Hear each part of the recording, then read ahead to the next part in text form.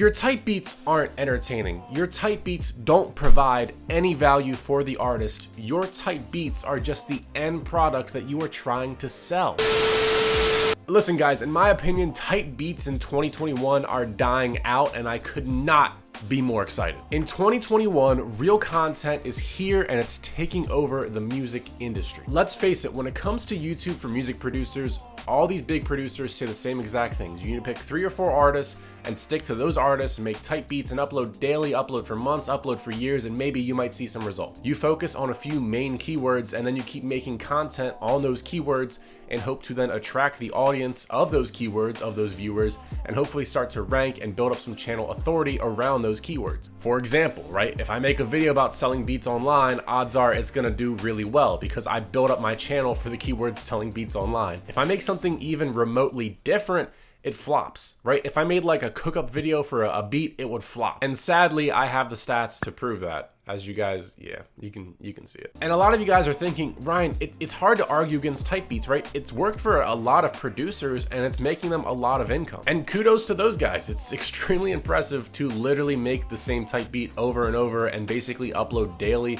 or even 2 to 3 times a week. It's a lot to do. Daily uploads of the same type beat over and over and over and over and over and over. With type beats, you basically lose all creativity when it comes to music. You now create for the algorithm, you don't create for what you actually want to make. So now you're like, all right, Ryan, well, you're saying type beats are dead in 2021. What's the next big thing I can do, right? How can I actually start monetizing my music, selling beats, or even just making money off me doing music? What can I do next that hasn't been done yet? And this is just straight up making content on different social media platforms. But don't leave the video just yet. There's still a lot we need to discuss when it comes to actual content for producers that a lot of you guys make the same mistake over and over again, and I make the mistake. But yeah, let's get into it. Once more, making content for YouTube and Instagram isn't gonna make you, even a beat sale in a week. It might, but it probably isn't. And then some of you guys might be like, on the other hand, like, oh, well, I just don't want to do this for all the money. It's not about the money.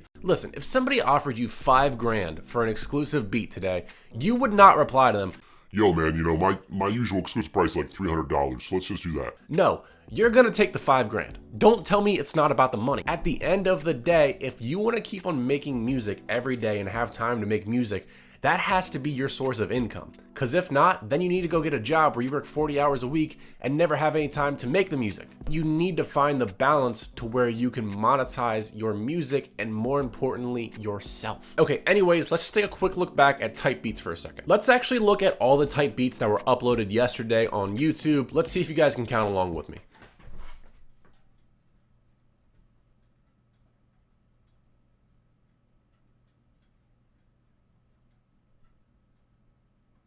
It's a lot of fucking type beats. Do you guys see why making really good beats is not gonna be the thing that actually gets you successful on YouTube? There is just way too much competition. It doesn't matter how good of SEO you do. I mean, it kind of does, but listen, if this is your competition, how do you beat that? And listen guys, I've done the type beats too for several months, and I am just so tired of making the same type beat over and over and over. If I ever wanted to make something different, if I ever wanted to make a trap beat or like an R&B beat, I always just never wanted to release it on my YouTube channel because I knew that it would flop. I knew that it would never get any views. Now let's go back, right? Did my channel grow with uploading the same type beat over and over again? Of course, I was uploading daily, if not 4 to 5 times a week, the same beat over and over constantly on YouTube. But if I could go back in the past 6-8 months, I would do everything a lot different. I would want to build up an audience of artists based on my personality and myself as a brand rather than my music. Now here's the thing, right? You still have to be like involved musically in order to get an artist to really care about you. But think about this, right? Kenny Beats can stream whatever he wants to. People aren't there to watch Kenny make a trap beat. People are there to watch Kenny. People are there to interact with the chat and the community that Kenny has built up. Yes, Kenny is a great music producer and a great musician, but people aren't there to watch him make a trap beat. They are there because of who he is. I guarantee you, most of the artists who buy beats from a lot of these producers, if you showed them a picture of the producer, they'd be like, who's this? There is just so little branding that goes behind making type beats on YouTube. How do you retarget your YouTube audience of listeners of your type beats when all your videos are just still images of people or random objects. They have no idea who the hell you even are. And I know a lot of you guys are thinking, Ryan, how are you arguing against this, right? These producers have built up large incomes. These producers have built up huge YouTube channels. How are you arguing against, tight beats? They work, don't they? And yeah, tight beats do work, but it's all based on luck within the YouTube algorithm. One day, for whatever reason, their beat just gets sucked up into the wormhole of the YouTube algorithm, and now it's recommended to everybody. Now everybody's watching it, and they're blowing up. And yeah, could this happen to you? 100%. But has it happened to you? Has it happened to anybody you know? Has it really, have you seen it before for yourself? Now, don't get me wrong. Could your beat you upload tomorrow take off? Could the beat you upload next week, next month, next year take off? Yeah. But if you've been uploading daily beats for 5 months and you still see no success, what's gonna keep you going for the next year of seeing no success maybe? Or the next 5 months, right? What's gonna motivate you to keep making daily tight beats of the same style over and over again in hopes that one day the YouTube algorithm picks you up? It's time for producers to start making actual content.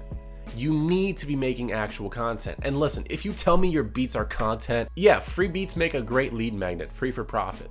But a lot of times a free download for nonprofit use, that's not really value. And your beat isn't entertaining. When we make tight beats for artists, it's not to impress other producers. It's not to get somebody randomly listening to be like, yo, this beat's good. It's for an artist to rap over. We give it the most generic structure that's on the radio, and we want an artist to be able to rap over it, and that's 100% correct. We keep our beats simple, organized, very little, switch ups, very little distractions, just 100% the structure of an ordinary beat. When it comes to the attention span and entertaining any kind of listener, that predictability of, oh, it's gonna be chorus, verse, chorus, that's not entertaining to anybody. People are so bored. There's no point of a listener to listen to that. One example of a producer who does this really well and makes basically standalone entertaining beats is somebody like Curtis King. There's a ton of switch up, there's a ton of pattern disruptions, there's a ton of stuff every 3 or 5 seconds that brings you back in and entertains you as a listener. Your tight beats do not do that because they're made for an artist to rap over. They can't be that distracting. When it comes to YouTube shorts, regular YouTube videos, TikToks, Instagram Reels, your content needs to be either informative or entertaining. Your usual video for a tight beat of just a still image or some cool design with the audio of your beat, that's not entertaining. Guys, these kinds of videos do not entertain anybody at all. These videos do not give anybody any informative value or any entertainment value. This is just straight up promo for your beats. Do you think an artist would want to rather watch 3 recording hacks for a home studio or your tight beat? I guarantee you most artists, if given the chance, they would say, I'd rather watch the 3 recording home studio hacks rather than listen to 30 seconds of your tight beat. That's just how it is. So in the next video, I'm gonna be talking about more ways that I'm making content to be more entertaining and to be more informative for artists and just to kind of build up my music brand in general for anybody, producer or artist.